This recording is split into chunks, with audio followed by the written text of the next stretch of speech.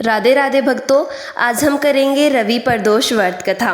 अगर आप हमारे चैनल पर नए हैं तो प्लीज़ हमारे चैनल को सब्सक्राइब जरूर करें, ताकि जब भी हम अगली वीडियो डालें तो उसकी नोटिफिकेशन सबसे पहले आप सभी भक्तों तक जरूर पहुँचे।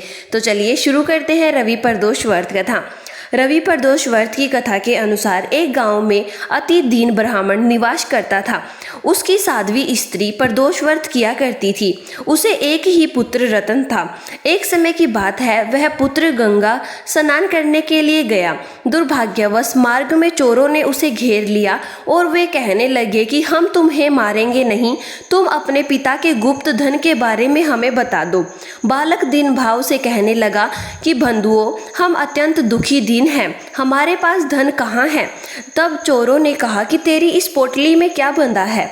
बालक ने निसंकोच कहा कि मेरी माँ ने मेरे लिए रोटियां दी है। यह सुनकर चोरों ने अपने साथियों से कहा कि साथियों, यह बहुत ही दीन दुखी मनुष्य है, अतः हम किसी और को लूटेंगे। इतना कहकर चोरों ने उस बालक को जाने दिया।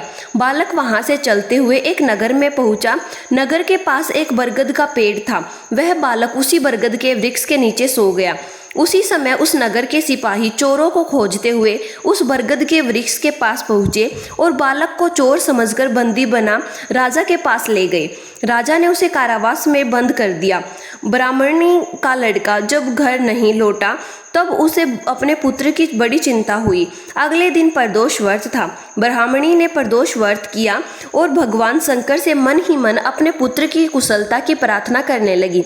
भगवान शंकर ने उस ब्राह्मणी की प्रार्थना स्वीकार की और उसी रात भगवान शंकर ने उस राजा को सौंपन में आदेश दिया कि वह बालक चोर नहीं है, उसे प्रातःकाल छोड़ दे, अन्यथा उसका सारा राज्य वैभव नष्ट हो जाएगा। प्रातःकाल राजा ने शिवजी की आज्ञा अनुसार उस बालक को कारावास से मुक्त कर दिया। बालक ने अपनी सारी कहानी राजा को सुनाई। सारा वृतांत सुनकर राजा ने अपने सिपाहियों को उस बालक के घर भेजा और उसके माता पिता को राज दरबार में बुलाया। उसके माता पिता बहुत ही भयभीत थे। राजा ने उन्हें भयभीत देखकर कहा कि आप भयभीत ना हो, आपका बालक निर्दोष है। राजा ने ब्राह्मण को 5 गांव दान में दे दिए, जिससे कि वे सुखपूर्वक अपना जीवन व्यतीत कर सके।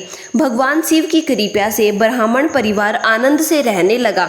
अतः जो मनुष्य रवि प्रदोष व्रत को करता है वह सुखपूर्वक और निरोगी होकर अपना पूर्ण जीवन व्यतीत करता है तथा उसके जीवन में खुशहाली आती है।